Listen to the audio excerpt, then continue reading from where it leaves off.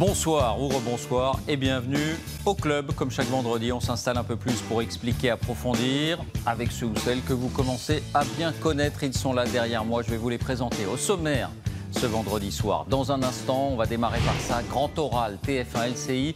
Les Français à moitié convaincus. Vous découvrirez les résultats du premier sondage express après cette intervention. À 18h30, la SNCF, la grève est-elle en train de marquer le pas? Première dissension entre les syndicats et un trafic moins perturbé.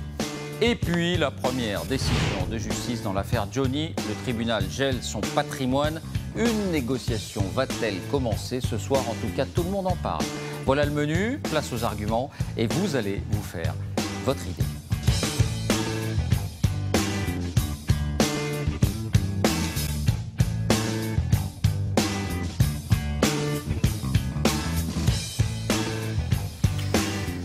Et avec nous autour de la table ce soir, Yvan Rioufol. Bonsoir Yvan, vous êtes éditorialiste au Figaro. Bonsoir Romain Goupil. Bonsoir. Vous êtes cinéaste et habitué également de nos échanges du vendredi. Et bonsoir à vous Anne-Cécile Sarfati, rédactrice en chef à Elle. Vous aussi Anne-Cécile, on commence à bien vous connaître ici. Alors premier sujet, ça y est, on a donc une indication sur l'impact de l'intervention d'Emmanuel Macron. Deux indications même. D'abord l'audience. L'audience qui a été très importante, plus de 6 600 000 téléspectateurs cumulés sur TF1 et LCI. C'est seulement l'audience de la télévision. Il y a tous ceux qui l'ont regardé sur leur ordinateur au travail, c'était à 13h à la mi-journée. Mais d'un point de vue strictement télévisuel, c'est un gros score, comme on dit dans notre milieu, à la télé. Et puis, ce premier sondage Odoxa pour le Figaro, a-t-il été convaincant Emmanuel Macron? Voici les indispensables avec Jennifer qui va nous présenter ses résultats. Jennifer Knopp. Bonsoir Jennifer. Bonsoir David. Que nous apprend donc cette enquête express? Eh bien, le premier renseignement, vous venez d'en parler, c'est que cette intervention a été très suivie par les Français. 7 Français sur 10, soit 70% des Français l'ont regardé, en ont vu ou lu des extraits. Emmanuel Macron a donc fait un carton d'audience. Mais a-t-il été convaincant? Alors, si on prend les Français qui ont regardé l'interview dans son intégralité, 62% des téléspectateurs ont trouvé le président convaincant. Mais si on prend ceux qui n'en ont regardé qu'une partie ou entendu des extraits, ce chiffre baisse et tombe à 48% des Français, donc plutôt partagés. Avec un taux de conviction qui est nettement plus élevé chez les sympathisants de droite, 57% ont été convaincus par sa prestation, contre 28% des sympathisants de gauche. Sans surprise, au Front National, ils ne sont que 29% à l'avoir trouvé convaincant, tandis que chez les sympathisants de La République En Marche, eh bien, c'est un raz-de-marée d'adhésion. 87% des sympathisants soutiennent le discours d'Emmanuel Macron. Merci Jennifer. Voilà, il est tout frais ce sondage. Il vient de sortir et Gaël Slimane nous rejoint. Gaël Slimane de l'Institut Odoxa pour nous en détailler le contenu et pour bien l'interpréter. Gaël, rejoignez-nous. Bienvenue à vous aussi. Qu'en retenez-vous, vous, de ce sondage? Asseyez-vous, voilà, prenez place ici. Qu'en retenez-vous des Français effectivement partagés, mais on note ce chiffre pour ceux qui l'ont vu entièrement, quand même, cette intervention, c'est assez important. Alors c'est une moitié en fait de l'information qu'on a là, puisque on voit que sur la forme, Emmanuel Macron, il a réussi son grand oral, très bien, bravo, on l'a vu très à l'aise, et globalement les gens nous disent il a été plutôt convaincant. Si on prend, ça a été dit il y a un instant, l'ensemble des personnes qui ont été exposées, c'est-à-dire tous ceux qui ont suivi TF1, mais aussi ceux qui ont regardé ce qui a été rediffusé sur les réseaux sociaux, sur les autres médias. On est à 1 personne sur 2, ce qui n'est pas si mal pour un président impopulaire. Mais quand on regarde David dans le détail des mesures, ce pourquoi il s'est exprimé, il était venu convaincre les retraités, il était venu convaincre les populations des zones rurales, il était venu convaincre tout un tas de gens. Et ces gens-là, sur les différents sujets qu'on a pu aborder, ils ne l'ont pas forcément été.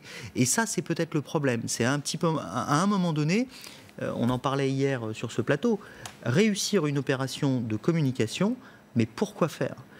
Le sujet, c'est que l'action de pédagogie qu'il a menée, elle consistait à expliquer aux Français pourquoi ces mesures étaient bonnes. Mais les Français avaient déjà compris ces mesures, et ils avaient déjà compris le sens de sa politique, et ils ne la jugeaient pas nécessairement bonne. Je pense notamment à l'action à l'égard des services publics et à l'action concernant la CSG. Mais ce chiffre-là, Gaël, 63% des Français qui ont regardé l'émission sur TF1 ou sur LCI l'ont trouvé convaincant. C'est un gros chiffre par rapport à ce qu'on a l'habitude de voir lors d'une intervention présidentielle? Oui et non. C'est à la fois un très gros chiffre, et en même temps, comme dirait l'autre, c'est un petit peu tautologique. Qui regarde pendant 1 heure un homme politique s'exprimer comme ça sur un grand média de masse? Pas mal de monde, hein, 6 millions 500 000 Français. Si vous me demandez combien, c'est pas pareil. Si on demande combien, c'est un carton, vous l'avez dit, 70% des Français exposés, 8 millions de personnes. La qualité de ceux qui l'ont regardé, c'est 2 fois plus des sympathisants et des électeurs de La République En Marche que, par exemple, des sympathisants du Front National, à qui il avait peut-être quand même un petit peu envie de parler. C'est 4 fois plus que les sympathisants insoumis. Donc, le problème de ce type d'exercice, c'est que c'est très réussi en termes de mass média et de personnes touchées.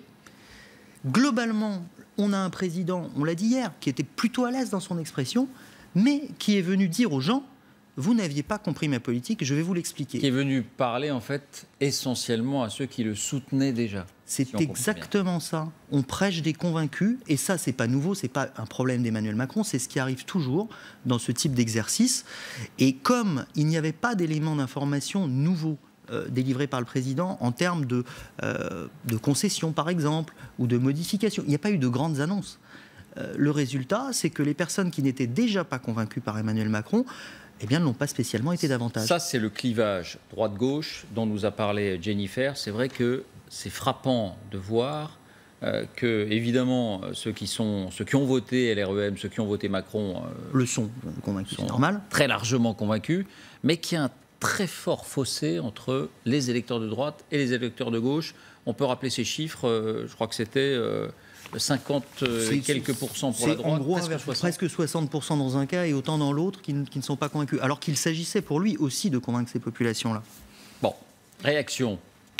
Romain Goupil, ça vous surprend? Est-ce que c'est, voilà, on va poser la question clairement, est-ce que c'est un peu un coup d'épée dans l'eau? Non, pas du tout. Ce qui aurait été un drôle de chiffre, c'est qu'on nous dise 6 500 000, 70% des gens qui...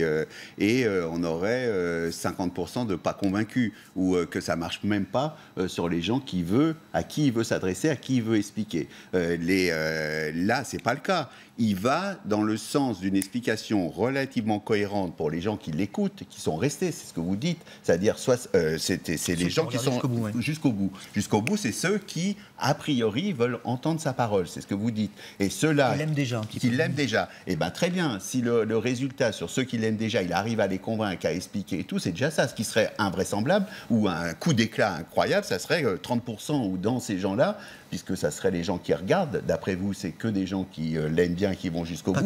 Mais pas que. Et ben, c'est un excellent résultat sur les gens qui veut convaincre. Sur les gens qui n'arrivent pas à convaincre, il est pas bête du tout. C'est même un immense malin. Qu'est-ce qu'il a pris? Bourdin-Plenel pour dimanche soir. Et là, il va tomber sur tous les gens, pas Bourdin, mais en tout cas pour Mediapart, qui sont contre sa politique, qui ont voté contre sa politique, ont voté contre lui. À lui, dans l'équilibre qu'on va avoir entre ce chiffre-là et ceux qui ne le supportent pas, qui seront 70% à regarder, de voir comment il va arriver à combattre. Eh bien, moi, je fais le pari, comme il l'a fait quand il a expliqué Hubert, comme il l'a fait la première fois à Mediapart, qu'on va avoir des résultats, parce que la question, vous êtes en train de chercher un truc incroyable. C'est-à-dire, il poserait, depuis quand, ou quand dans l'histoire politique, ou quand dans l'histoire des sondages, on dit, on va vous retirer des sous, est-ce que vous êtes d'accord ?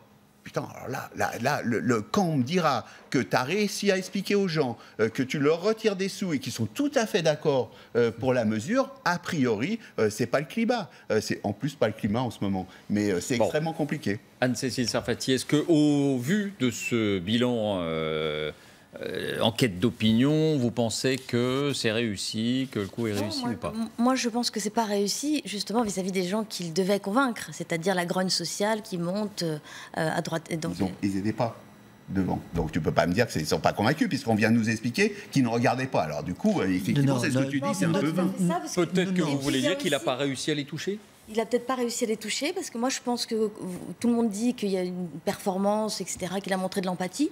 En même temps, il y a d'autres choses dans votre sondage, peut-être que vous allez en parler après, sur le fait qu'on ne l'a senti pas proche des gens, pas humble, etc. Donc pour moi, président des riches. Il y avait une empathie jouée, mais... Franchement, quand on écoutait bien, moi j'ai vraiment bien écouté, c'était une empathie qui manquait un petit peu d'authenticité. Elle était un peu clanique comme ça, elle essayait d'aller toucher un peu les différents... Calculer. Voilà, calculer. Comment ça, calculer? Je vais donner un petit peu... il doit s'adresser. Je vais donner un petit peu aux cheminots, je vais donner un petit peu... je vais faire une petite parole sympa pour les retraités. Le discours idéal. Faites pas le discours idéal. Le discours idéal, ça ne serait pas celui d'un président de la République, ça serait celui d'un syndicaliste. En plus, Romain, moi sincèrement, je trouve que voilà, sur le fond, il y a des tas de choses qui sont justes, et donc voilà, c'est juste un peu dommage, c'est que cette empathie, elle est un peu jouée, elle est pas très, elle ne donne pas l'impression d'être très sincère, et je pense que c'est ça qui est traduit dans votre sondage, il me semble, hein. Yvan. Dans quel chiffre ça traduit ça? Alors, si vous voulez, parce que vous avez des données sur l'empathie, Gaël Siman. Est-ce que vous avez vu un truc de rejet de... Oui.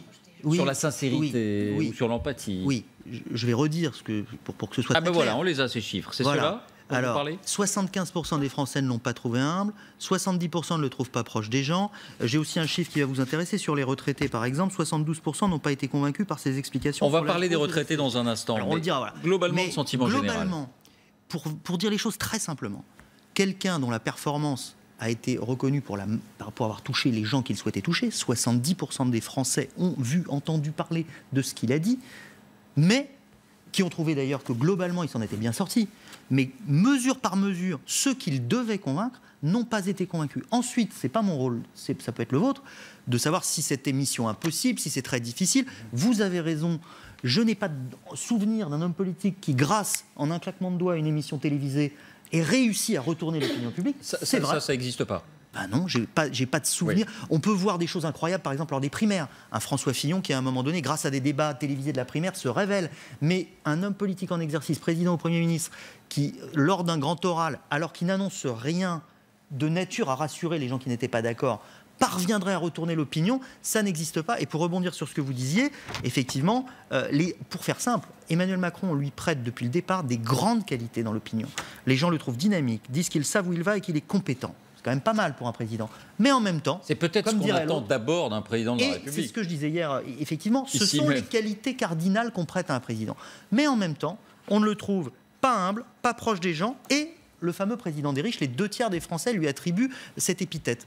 Eh bien, entre le avant et après l'émission, les qualités qui lui étaient prêtées ne se sont pas améliorées, ça s'est même plutôt un peu détérioré, même si on les lui prête toujours, et les défauts qu'on lui prêtait se sont aussi renforcés. Donc, pour être concret, ça n'a pas eu l'effet bénéfique qu'il pouvait escompter, et cette fois-ci, il touchait bien les ruraux, les retraités, etc., qu'il devait convaincre, plus qu'il ne le fera sur BFM TV et Mediapart a priori. Ça vous surprend, Yvan Rioufol, les résultats de ce sondage? Non, pas du tout. Pas du tout. Je trouve que cela révèle en fait la faiblesse d'Emmanuel Macron. Pardon, mais je vais sans doute vous chagriner, mon cher Goupil. Mais je pense que l'on a vu là, et on voit toujours à travers lui un exercice narcissique, un exercice d'autopromotion, un exercice peut-être fait pour se rassurer lui-même, mais je ne le vois jamais s'adresser en réalité aux Français, même s'il les segmente, comme vous l'avez dit, parce qu'en effet, il voulait s'adresser là à des Français très particuliers. Donc même hier soir, dans cette école, à chaque fois, même dans quand ce il s'adresse à ces Français-là, cette politique de communication n'est qu'une politique qui est faite pour faire comprendre qu'il faut l'entendre lui, mais ne pas entendre les autres. Et donc, ça me paraît totalement efficace, parce qu'en fait, il n'entend pas, il ne veut pas entendre. Du moins, si, il a dit « je vous entends », mais on voit bien qu'il ne veut pas entendre les plaintes, en tout cas des ruraux, des retraités, de ceux à qui il s'adressait, et qu'il s'enferme dans ce monde, avec en plus, dans cet environnement d'une école primaire, une symbolisation de ce qu'est pour moi l'infantilisation de la politique aujourd'hui, c'est-à-dire qu'il ne veut pas, il n'aborde pas les vrais problèmes, l'immigration en est un, par exemple, la droite va faire son Alors il en a parlé. Ou à peine, enfin bon. Donc on est mal.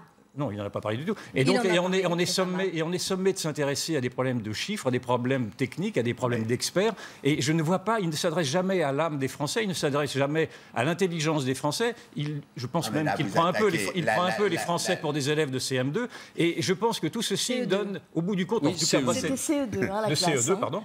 Et au bout du compte, ça donne en tout cas pour moi, une grande frustration, parce que l'on a vu naturellement un spectacle. Ouais. Il sait faire le spectacle, on sait ça maintenant. La forme était grotesque. La théâtrocratie. Je vous donne la parole, Romain. Mais une question, Yvan Rioufol. Est-ce qu'on ne dit pas ça après chaque interview présidentielle? Je ne pense pas. Enfin, non, parce que là, c'était vraiment... Alors, sur la forme, les images étaient quand même très léchées. Elles étaient faites quand même pour faire apparaître... Il y avait une nouveauté. Elles étaient faites grotesques. Oui, grotesques. Elles étaient faites pour faire apparaître une image et pour qu'on soit vraiment fasciné par cette image, avec des gros plans, d'ailleurs, sur ses yeux un peu hypnotiques. Et sa politique est un peu hypnotique, d'ailleurs, de mon point de vue. C'est-à-dire qu'on est fasciné par, naturellement, cet homme avec son regard fixe, etc. Mais quand vous écoutez les paroles, ce sont des paroles très vagues. Quand il dit qu'il faut que la politique redonne sa priorité au travail, mais j'entends ça dans tous les hommes politiques disent ça, que le travail doit être au centre de la politique, c'est tout à fait banal. Et on est prié d'applaudir à des banalités, et cela me semble être la grande faiblesse, alors que la société est beaucoup plus complexe. Vous avez raison sur un truc. Le décor était hideux et la lumière en face comme ça était absolument affligeante. C'est moche. C'est le summum de la mochitude, cet endroit qu'ils ont choisi de concert, hein, la communication. Vous mettez un peu dans l'embarras, et moi je suis obligé de dire, pardon, que la sortie de la réserve... Je peux intervenir sur Yvan, mais là où... En tout cas, l'audience ne semble pas montrer que les Français ont été révulsés par ce décor ou par cette mise en lumière. Les questions sont posées par un journaliste, à moins que tu me dises maintenant, en plus de tout, que de ce décor... Non, Pernaut était très bien, il était dans son rôle. Alors Pernaut a posé des questions... Ils étaient tous les deux dans leur rôle, très bien. Eh bien, il a répondu aux questions de Pernaut. Il y a dimanche soir une autre discussion. On verra. Tu ne peux pas dire que les questions de Pernaut étant celles de la France rurale, qu'il n'a pas répondu. Il a essayé d'expliquer, et la preuve, 70% des gens qui l'écoutaient, qui ont été voir TF1... Il y a des grandes fractures territoriales, des grandes fractures générationnelles, des grandes fractures identitaires. Il n'a pas répondu à ces fractures-là. Au contraire, je pense qu'il les a aggravées. Et c'est ceci que l'on va voir, c'est-à-dire qu'à force de ne pas vouloir entendre ce que disent les gens, De Gaulle avait dit « je vous ai compris », et lui dit « comprenez-moi ». C'est un peu ça, comment devrait se résumer sa prestation. Or, on n'a pas envie de le comprendre, on a envie qu'un président comprenne au contraire ce à qui il s'adresse. C'est vrai qu'il fait un exercice d'empathie, et en même temps, il demande qu'on ait de l'empathie pour lui, hein, ça c'est vrai. C'est des explications qu'on ne comprend pas. C'est-à-dire qu'à un moment donné, en disant, il l'a expliqué, il l'a réexpliqué pour la retraite, je crois qu'on va venir sur ce sujet-là. On y vient ? On y vient. Allez, on y vient. Regardez d'abord, avant que vous nous donniez le chiffre, Gaël, nous, on a suivi cette émission avec un couple de retraités à Marseille. Elle perçoit 1 500 € de retraite, lui 2 700 €. Ils sont mariés, tous les deux veufs, ils se sont rencontrés ensuite. Et on a suivi leur réaction tout au long de ce discours d'Emmanuel Macron qui s'adressait en particulier aux retraités avec les fameux remerciements, bien sûr. Bastien Guénet, Noé Gandillot. De la vie, et donc là aussi, on va changer les choses. Alors, on parlait des plus anciens d'entre nous. Qu'est-ce qu'il va te dire d'avoir des retraités? On va voir. Je leur dis merci. Je leur dis merci et je veux leur expliquer pourquoi je leur ai demandé cet effort. Attends, on va voir. J'ai demandé un effort aux personnes retraitées. Eh oui, on demande un effort. Aux retraités, un effort aux automobilistes. On nous a toujours... Voilà, des efforts. C'est les mêmes qui font les efforts. Donc je vous en remercie. Je les dis en les remerciant. Donc je leur dis merci. Non. Tu dis merci. La souhaite, c'est merci. Ouais. Non, je ne suis pas d'accord. Votre voisin qui est au minimum vieillesse, lui, depuis le 1er avril, il a 30 € en plus. Mais qu'est-ce que c'est 30 €? Franchement, il se moque du monde, là. Hein, je ne vais pas mentir, de toute façon, je vous ai demandé un effort. Encore un effort. Merci, monsieur Macron. Demander beaucoup d'efforts aux retraités qui ont travaillé toute leur vie et les remercier 50 fois comme il l'a fait, c'est vraiment se moquer du monde. Il a dit qu'il souhaitait augmenter le minimum vieillesse. Voilà. Oui, ça il faut. Voilà, oui, là-dessus, s'il fait ça, d'accord. Je veux lui laisser encore un peu de temps et voir un peu ce qu'il va faire.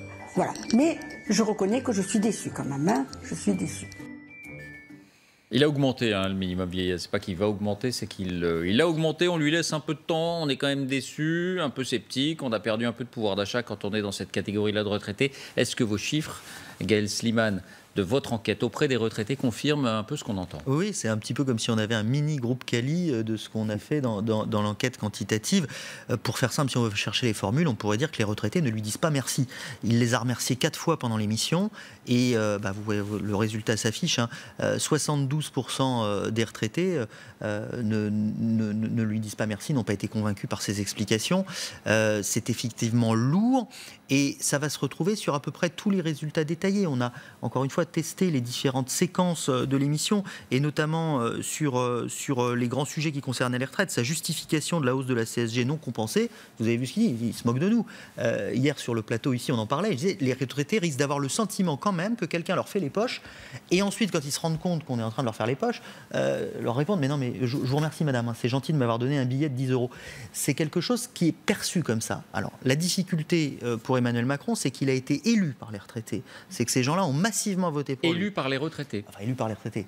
Non, mais... il a eu droit massivement au vote des retraités. Les 2 tiers d'entre eux ont voté pour lui. C'est une personnalité politique parce qu'il est jeune, parce qu'il est dynamique, parce qu'il valorise le travail, qui apprécie beaucoup Emmanuel Macron, ou qui appréciait beaucoup Emmanuel Macron. Et il y a une vraie fracture depuis cette affaire de CSG. Il n'est pas sûr qu'il soit parvenu à les rassurer par les propos qu'il a tenus et par ses remerciements réitérés. Alors, les retraités. En même temps, Romain Goupil disait tout à l'heure, on peut difficilement demander à une catégorie de Français à qui on prend de l'argent de se montrer satisfait, convaincu, heureux. C'est une preuve. Il y a quand même dans cette façon, il le sait, il n'est pas plus blême que nous 5. Il le sait que si... Plus intelligent que la moyenne, dit-on. Disons que faisons la moyenne avec nous, il n'est pas plus bête. Il sait très bien que s'il prend 30 € à des retraités par mois, que tout le monde va prendre sa calculette et que ça fait 200 ou 300 € de moins de pouvoir d'achat par an. Donc, il essaye d'expliquer que c'est pour le bien général, pour le bien commun. D'accord, mais là, tout de suite, la conversation commence et vous avez entendu à voix basse, oui, mais il y a les radars, oui, mais il y a les interdictions, mais c'est toujours sur les mêmes que ça tombe. Ça va. C'est-à-dire qu'au bout d'un moment, le bien commun ou le bien général, c'est 2 qu'on a vus. Après, c'est pas toute l'enquête, mais sauf s'il disait un truc super démagogique, comme ça a été fait pendant 30 ans, en disant on ne va rien toucher, on ne va rien vous prendre, on va protéger telle catégorie, à toutes les catégories, toujours être en campagne électorale et ne rien faire, et bien là, tu satisfais tout le monde. Non, mais là, Romain, vous voyez bien qu'il s'en prend à la catégorie sociale la plus exposée et celle qui ne manifestera pas. Vous permettez que je termine. Et vous ne pouvez pas ne pas voir en parallèle que cette politique d'exonération fiscale pour les plus riches fracture encore davantage cette inégalité qui devient flagrante. Moi, je serai retraité et je verrai les cadeaux fiscaux qui sont faits aujourd'hui à ces grandes fortunes qui sont exonérées de l'impôt sur la fortune précisément, alors que moi, je me vois contraint à des CSG. Je ragerai. Alors lui, il dit c'est pas des cadeaux, il dit c'est un raisonnement économique. Je m'étonne d'ailleurs que vous ne voyez pas cette fracture-là. Il y a une vraie inégalité qui s'installe entre les générations et entre les fortunes et entre les classes sociales, et ceci est indéfendable, y compris pour quelqu'un de droite. Enfin, je ne vois pas. Anne-Cécile, il a raison de demander un effort. Je trouve qu'il a raison de demander un effort aux retraités. Je trouve que... De le formuler ? Oui, il a raison de le formuler. De le faire ou de le formuler ? Les deux. Je pense qu'il a raison. Il a raison. Les retraites sont financées par les gens qui travaillent aujourd'hui, qui eux aussi financé les retraites des autres. Enfin, foutez-leur la paix aux retraités. Absolument, mais leur retraite, c'est les gens qui travaillent aujourd'hui. Donc il y a du chômage. Plus on prend des mesures pour relancer l'économie, pour relancer le travail et pour abaisser le chômage, plus ça profitera aux retraités d'aujourd'hui et de demain. Donc je pense que c'est normal de demander un effort aux retraités. Voilà. Et sur l'ISF, c'est vraiment. Je trouve ça tout à fait anormal de demander un effort aux retraités, et puis je trouve vraiment très désagréable, je n'arrive pas à trouver le mot adéquat, reflétant en tout cas une grande distance vis-à-vis de ce petit peuple-là, que de leur dire merci 20 fois. On n'a pas besoin de dire merci 20 fois à des gens à qui on a piqué dans la poche. Ça, c'est un argument particulièrement démagogique. C'est pas le petit peuple du tout. C'est les retraités. On nous a dit 2500. Et il a 2500 € de retraite, elle a 1500 €, et il essaye d'équilibrer, parce qu'il n'y a plus de gens assez qui cotisent. Je trouve bien cynique, moi, avec cette manière de faire pour des gens qui n'ont pas d'argent. C'est 800 €. Je trouve que la gauche, maintenant, a bien changé. C'est 800 €, et il redistribue, il l'a fait, 30 € pour les plus petites retraites, en prenant à ceux qui ont un tout petit peu plus de moyens. Et tu sais quoi ? Ces retraités que tu dis des pauvres retraités. Pas du tout. C'est ceux qui possèdent la totalité du patrimoine, en maison, mais bien sûr, du patrimoine français. Quand on voit les français. reportages de ces retraités-là, on voit bien qu'ils n'ont pas un patrimoine extraordinaire. Mais je te parle en général. Regardez ce qui se passe en haut. On voit bien que le Macron est devenu en effet le président des riches. Je n'aime pas beaucoup ces slogans-là, mais on est obligé de le constater, et qu'il a une grande condescendance vis-à-vis de ces gens qui vient voir et pour repartir tout de suite après, pour repenser à autre chose. Anne-Cécile Sarfati. Distribue 30 € sur ce point-là, sur les plus faibles, sur les plus pauvres. C'est un signe de condescendance quand on dit merci, je vous demande de faire un effort et je vous remercie. Non, pas du tout. Je ne trouve pas que ce soit de la condescendance. Donc vous il a dites, bien fait de le faire, ça mais ne semble pas sincère tout à l'heure, mais en même temps, c'était la globalité que je trouvais. Voilà, voilà ce que j'ai expliqué. Alors, je trouvais qu'il s'adressait. S'il n'est pas sincère, je ne comprends pas votre raisonnement. Alors, vous le trouvez insincère, globalement, vous trouvez que l'opération empathie n'est pas très sincère. Par exemple, je dis, les petites chaises, tout ça. Enfin, c'était regarde, si je dis à Anne-Cécile, merci. Mais c'est tout à fait honnête. Je dis merci de reconnaître qu'effectivement, il a eu raison de dire merci. Regarde, est-ce que je joue un rôle? Est-ce que je ne suis pas humble? Est-ce que je suis arrogant? Non, il a donné aux plus faibles. Et il l'a expliqué. Il a expliqué sur l'ISF. On marque une pause. À 19h, Johnny, les biens de l'héritage, une grande partie des biens sont gelés. Et dans un instant, SNCF, est-il en train de se passer quelque chose dans ce conflit? La situation évolue. A tout de suite. Et merci Gaël Slimane de nous avoir réservé les résultats de votre sondage. A tout de suite. Condescendant à lui dire merci.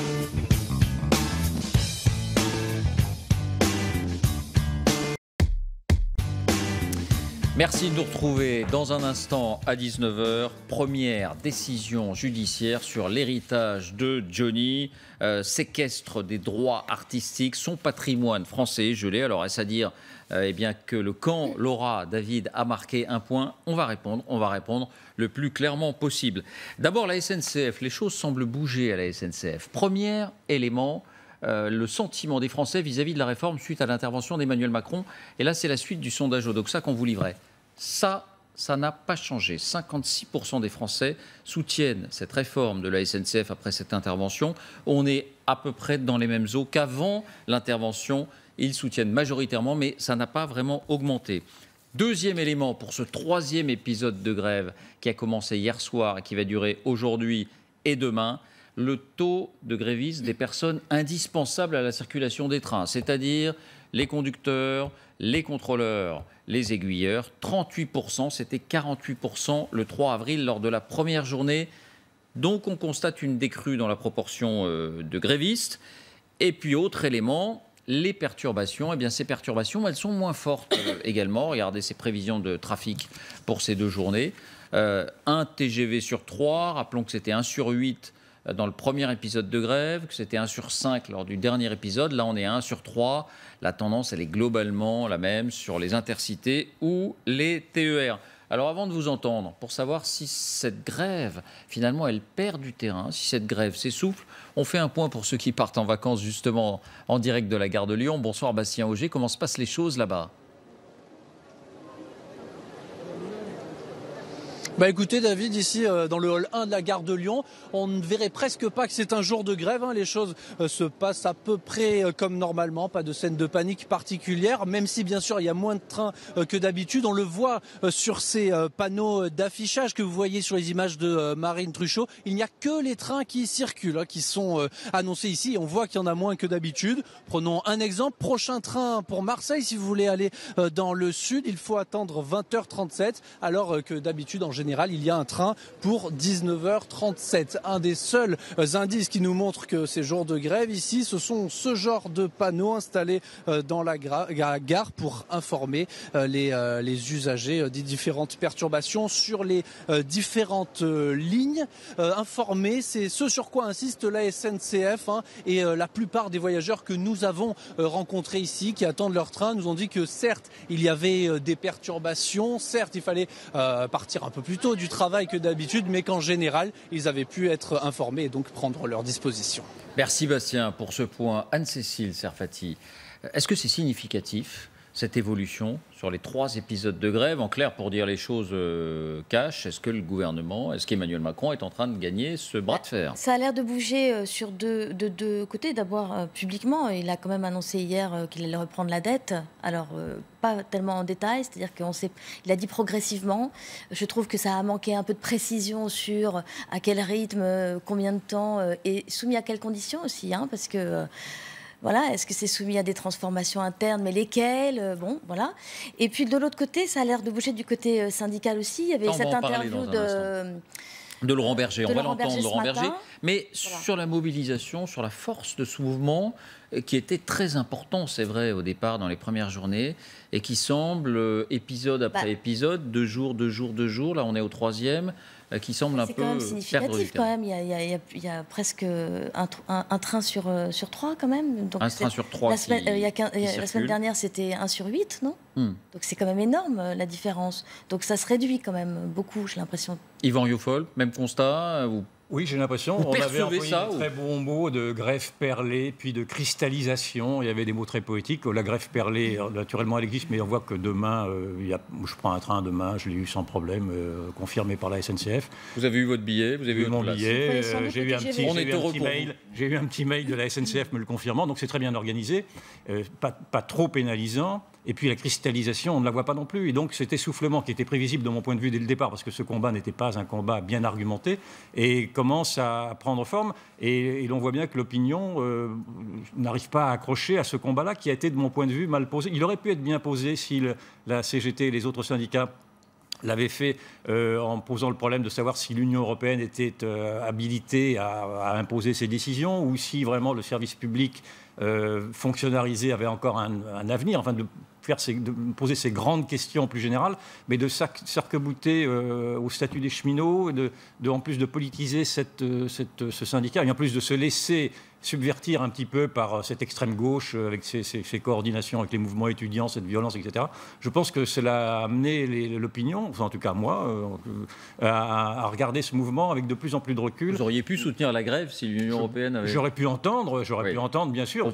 On entend toujours ces corporations quand elles veulent se défendre leur bout de gras, mais ce ne restait de mon point de vue, qu'un combat de corporatistes. Mais il me semble qu'on est là sur un point très important, parce que si cela se confirme, c'est-à-dire si la mobilisation baisse encore, ce sera une fois encore, après la loi El Khomri, après la loi travail de cet automne, le constat que les grands mouvements sociaux ne prennent plus vraiment en France, ou alors pour quelques jours. On n'en est pas encore là. Peut-être que la tendance va s'inverser, mais il se joue quelque chose d'important. Il se joue quelque chose d'extrêmement important, c'est-à-dire qu'il y a des vrais problèmes. C'est un vrai problème la SNCF, c'est un vrai problème la dette. Je trouve que le gouvernement a tardé à dire que effectivement, il reprendrait partie de la dette contre l'ouverture à la concurrence européenne. Bien sûr, moi, je suis pour, mais là, je pense que tu as mis le point sur quelque chose d'extrêmement important, et la question qui est en train de tourner sur le plateau. Les grèves politisées pour faire plier l'exécutif, pour faire tomber le gouvernement, avec ces mots d'ordre maximalistes qui sont ceux de Mélenchon et de ceux du gouvernement, de tout ce cabinet qui se met en place, qui a perdu les élections de Hamon à Mélenchon, à Besancenot et à Ruffin, ce qu'on a vu comme photo, cette espèce d'exécutif qui veut renverser le gouvernement. Tout d'un coup, la population se dit, mais sur un sujet comme ça, peut-être que ça serait mieux de discuter. Ça nous concerne tous. Et essayer de reprendre sa revanche par un 3e ou énième tour social contre le gouvernement, c'est pas le bon endroit. C'est pas le bon endroit, les facultés, c'est pas le bon endroit. On résout rien, on fout une panique générale. On perd de l'argent, on perd tout le monde. Il y a quelque chose, il y a un gaspillage d'énergie. Puis il y a cette idée quand même aussi que la rue, la grève, ça n'est plus forcément le moyen de se faire entendre. Cet essoufflement du mouvement social, on l'a vu apparaître depuis maintenant 1 an ou 2. Oui. Et à chaque fois, toutes ces grandes manifestations dans les rues. Il y avait encore une manifestation à Paris aujourd'hui même. Il y avait quelques centaines de personnes, a dit l'AFP. On va en voir des images. Donc on voit bien que ça ne marche plus. La lutte sociale, si je puis dire, n'est plus le ressort aujourd'hui de l'histoire qui se fait. La lutte, elle est partie sur d'autres terrains. Et je ne cesse de le répéter, mais je pense que cela se confirme à nouveau. Et d'ailleurs, on voit bien que la CFDT a très bien compris compris ce piège d'une récupération politique, parce qu'on sent qu'elle est en train de se désolidariser du reste de la CGT et de Sudrail. C'est peut-être la confirmation d'un changement profond dans les mentalités collectives. Honnêtement, gardons-nous de constats définitifs, parce qu'en général, on est toujours démenti, mais c'est vrai que c'est quelque chose qui peut interpeller. Alors, vous le disiez, Anne-Cécile, l'autre élément nouveau, c'est qu'effectivement, l'unité syndicale, dans le ton en tout cas, se fracture, parce que Laurent Berger, le patron de la CFDT, a été sensible visiblement à l'annonce, même si elle est restée vague dans ses modalités, d'Emmanuel Macron sur la dette et la reprise de la dette. Alors je vous propose d'écouter Laurent Berger, mais ce qui est intéressant, c'est que cette fracture, elle divise aussi la CFDT elle-même, entre la centrale, la tête de la centrale, et la CFDT cheminot. Écoutez donc Laurent Berger, puis Rémi Aufrère, secrétaire général adjoint de la CFDT cheminot. Moi, ce matin, j'aurais pu venir en disant bloc contre bloc. Oui. Moi, je dis il y a eu des ouvertures sur un certain nombre de sujets liés à la concurrence. Continuons. Je dis continuons.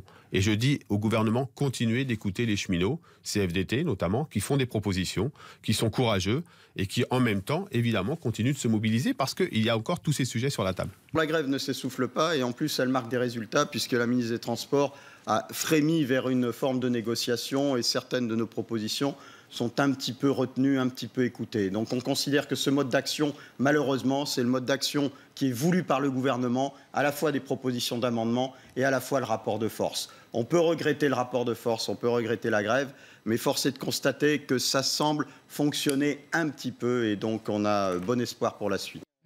Et vous voyez même que quand on l'écoute attentivement, Rémi Aufrère, on sent bien lui aussi qu'il dit il y a eu des ouvertures.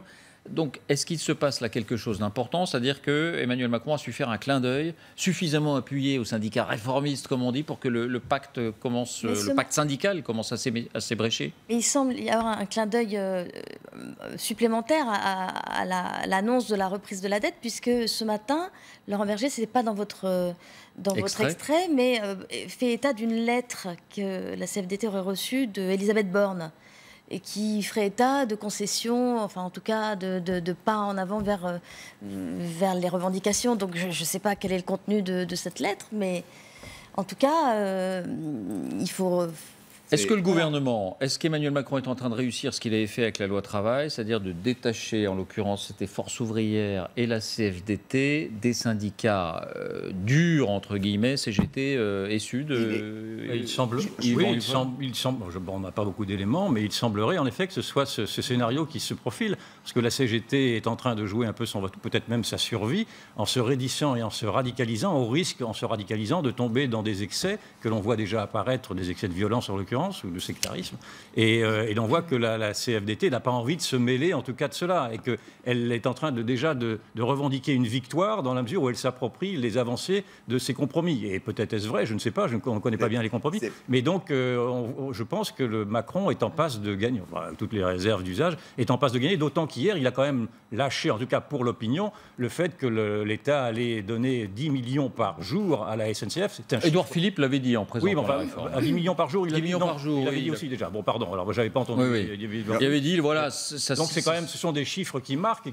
qui font comprendre, en tout cas à l'opinion, que la SNCF n'a pas matière à se plaindre quand on annonce des sommes pareilles. Il ne faut pas utiliser les mêmes termes que la CGT et que Mélenchon et c'est pas un combat pour que l'un plie ou l'autre. On ne veut pas faire, dans l'occurrence, qu'il n'y ait plus de mouvement, au contraire, plus de corps intermédiaire. Il faut que ça continue. Mais le but de la CGT, c'est son congrès, de gagner sur les autres partis et sur les autres groupes, et que la CFDT soit minoritaire, encore plus, de gagner les élections en montrant ses biceps. Je comprends que le gouvernement, il n'a pas à gagner le congrès de la CGT. C'est pas son problème. Son problème, c'est essayer, sur un problème important, qui est celui des services publics et de la SNCF, de ces dettes, comment on peut trouver un arrangement avec les gens qui y travaillent. Et je crois que c'est la population commence à entendre ça. grâce à Pernaut, peut-être en partie, sur une petite partie. Ça va être répété encore dans les autres discussions, mais la population commence à entendre que peut-être le système de s'écouter, de discuter, c'est pas des concessions, c'est pas écrabouiller l'autre, c'est discuter, qu'il y ait quelque chose qui se fasse entre les syndicats et le gouvernement pour améliorer le bien commun. Bon. Pour l'intelligence collective, alors. Peut-être, oui. Réponse mercredi et jeudi, ce sera le 4e épisode de grève, après le 3e là, qui va se poursuivre jusqu'à demain soir. Ce qui est intéressant aussi, c'est qu'on voit que Emmanuel Macron, il donne un peu sur la SNCF, il parie sur l'essoufflement, et puis il se montre assez ferme sur une autre facette de ce climat social, c'est-à-dire le côté étudiant. Vous vous souvenez de ce qu'il a dit hier? Il a dit beaucoup de ceux qui bloquent ou perturbent les amphis, ce sont des agitateurs professionnels, il n'y aura pas d'examen en chocolat. Et dans la foulée, quelques heures plus tard, il s'est passé ce qui s'est passé à la Sorbonne notamment, très emblématique, c'est pas à vous que je vais le dire, Romain Goupil, encore que vous étiez au lycée au moment de mai 68, mais on a vu une centaine d'étudiants tenter d'entrer dans la Sorbonne pour la bloquer. Immédiatement, les CRS sont arrivés, ils les ont délogés, tandis que le blocage de Tolbiac se poursuit, lui. On va regarder ces quelques images tournées donc hier soir assez tard.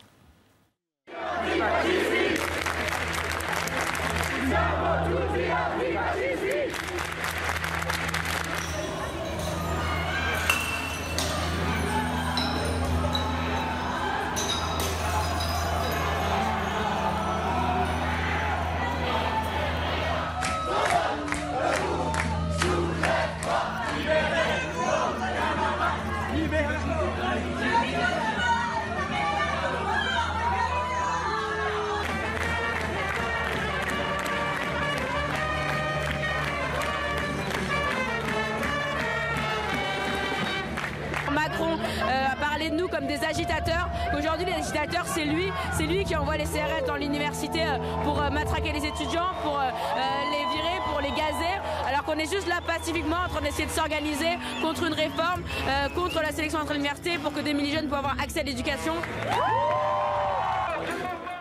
Voilà, on voit un Emmanuel Macron qui d'un côté donne un peu, tout en maintenant l'essentiel de la réforme, et qui de l'autre côté n'hésite pas à faire usage de la force. Bah oui, enfin, Anne-Cécile Serfati. Sincèrement, cette réforme de Parcoursup, elle était nécessaire. Je ne vous dis pas qu'elle est parfaite, on verra. Moi, j'ai un enfant sur Parcoursup actuellement, donc je peux vous dire que je ne suis pas très fière. Mais, pas très fière. Je ne suis pas fière, je ne sais pas ce que ça va donner, parce que c'était vraiment quelque chose de compliqué. Il y a une vraie sélection qui est mise en place. Moi, je pense que c'était important de mettre cette sélection, parce qu'il y a quand même un élève de première année qui ne passe pas en deuxième année, parce que le système de l'année dernière, enfin d'avant, admission post-bac, c'était pas tellement mieux, enfin, c'était même beaucoup moins bien, parce que le hasard, franchement, il n'y a pas plus injuste que le hasard. Après, ce qu'il faudra absolument faire dans cette réforme, c'est que les professeurs, les CDI, tout ça aide les étudiants, les élèves de terminale à remplir leur dossier, parce que c'est vraiment de la sélection. C'est-à-dire qu'il y a des CV, il y a des... Alors voilà, ok. Justement, je trouve qu'il est prématuré pour ces étudiants de bloquer les universités. Et est-ce qu'Emmanuel Macron a raison d'utiliser la force ? Macron a raison d'utiliser d'une façon mesurée la force comme ça. Voilà, et bien sûr, il faut que ça s'arrête. Romain Goupil, spécialiste de l'agitation étudiante toulousaine, pardon de vous ramener toujours à vos jeunes années, mais...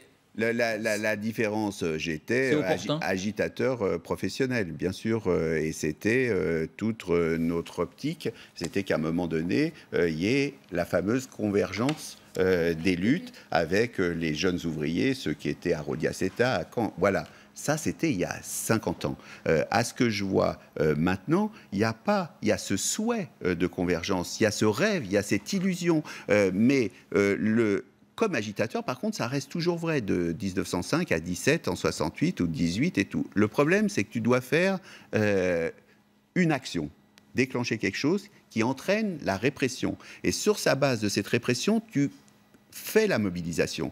Exactement ce qu'on a entendu. C'est-à-dire que tu fais une action qui va déclencher la répression, et donc le piège dans lequel ne doit pas rentrer le gouvernement, comme il est tombé en 68, c'est de fermer la Sorbonne. C'est-à-dire que fermer la Sorbonne, tout d'un coup, entraîne la solidarité, tout simplement, de toute une classe d'âge de gens qui sont inquiets. Ou Tolbiac. C'est-à-dire, si tu vas virer Tolbiac, et c'est la faute, l'erreur, et c'est ce que tout le monde sait, ce que tout le monde attend. Mais là, c'est rien, on parle de 3, 4 facultés. Sur une discussion, et Anne-Cécile le rappelait, qu'est-ce qu'on préfère ? 60% là de sélection par l'échec, c'est exactement le chiffre. 60-65% par l'échec en un an. C'est pas vivable par rapport aux universités. Romain Goupil, je reste un instant sur les modalités d'intervention. C'est un peu paradoxal ce que vous nous dites, parce qu'il faut intervenir, mais en même temps éviter de donner des arguments à la partie adverse qui pourra crier à la répression. Je pense que le en même temps est capital dans ces périodes un peu troublées, un peu compliquées. Il faut savoir jusqu'où tu ne vas pas pour pas cristalliser. Ce qui est à noter quand même, c'est que le préfet de police a refusé d'envoyer la police à Tolbiac le jour de l'émission d'Emmanuel Macron, ou la veille, enfin en tout cas juste avant, et que le lendemain on va à la Sorbonne. Bref, je dis ça, je dis rien, mais c'est juste qu'en termes de... Voilà, c'était hier soir, c'était le soir, mais c'était après l'émission. Ils ont tenté, les CRS, ils se sont approchés de Tolbiac, puis finalement ils ont rebroussé chemin. Yvan Rioufol, c'est la politique du... Et en même temps, il faut doser, ou il faut y aller. Bon, il faut y aller parce que l'on voit bien que là c'est une sorte de mimétisme. On voit que cette jeune génération essaye de ressembler aux agitateurs d'alors. Mais quand Romain Goupil était un agitateur, il avait un idéal qui était de changer de société. Eux, ils ont des idéaux de petits vieux. Ils ne veulent pas changer de société. Au contraire, ils veulent encore une société beaucoup plus protectrice, avec des parcours réglementaires, avec des 10 sur 20 pour tout le monde. Enfin, ils n'ont pas, en plus, avec des slogans qui sont d'une vacuité imbécile, avec des fautes d'orthographe, etc. Enfin bon, ils montrent ce que 50 ans de non-sélection a produit comme élèves victimaires. Dans le fond, ils sont les victimes de ce système qui s'est effondré sur lui-même. Et donc, ils ne représentent rien, ils ne représentent pas un idéal, ils ne représentent pas une idéologie. Et je les trouve pathétiques. Bien. 19